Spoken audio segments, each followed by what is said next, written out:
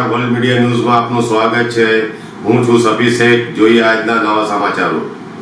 અંકલેશ્વર શહેર તેમજ જૂના નેશનલ હાઈવે નંબર 8 પર આવેલી હોટલો, રેસ્ટોરન્ટો, લારી ગલ્લા અને આઈસ્ક્રીમ પાર્લરોમાં ફૂડ એન્ડ ડ્રગ્સ વિભાગ અને અંકલેશ્વર નગર સેવા સદનની ટીમે સંયુક્ત રીતે સઘન ચેકિંગ હાથ ધર્યું હતું। તપાસ દરમિયાન અનેક સ્થળોએ ખાદ્ય પદાર્થોની ગુણવત્તા, સ્વચ્છતા તેમજ ફ્રૂટ લાયસન્સ સહિતના નિયમોની ચકાસણી કરવામાં આવી હતી।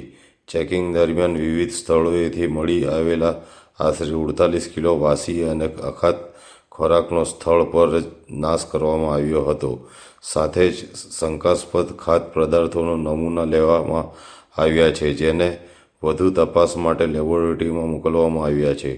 જૂના નેશનલ હાઈવે પર આવેલી ન્યૂ ભંડાર રેસ્ટોરન્ટમાં તપાસ દરમિયાન અત્યંત સ્વચ્છતા પરિસ્થિતિ સામે આવી હતી। રેસ્ટોરન્ટ પાસે માન્ય ફૂડ લાયસન્સ પણ ન હોવાનું સામે આવતા તંત્રએ તાત્કાલિક કાર્યવાહી કરી રેસ્ટોરન્ટ બંધ કરાવી હતી।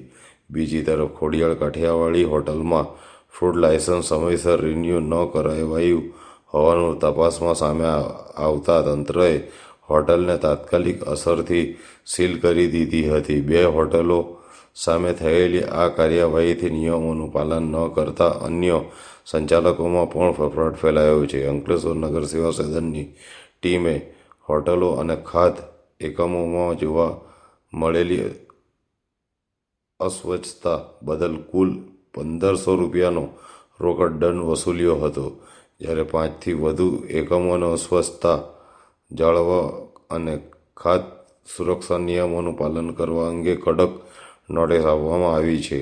પાલેજની ગંભીર ઘટના બાદ અંકલેશ્વરમાં થયેલી આ કાર્યવાહીએ ખાદ્ય પદાર્થના વેચાણ સાથે સંકળાયેલા વેપારીઓમાં ચિંતા વધારી છે।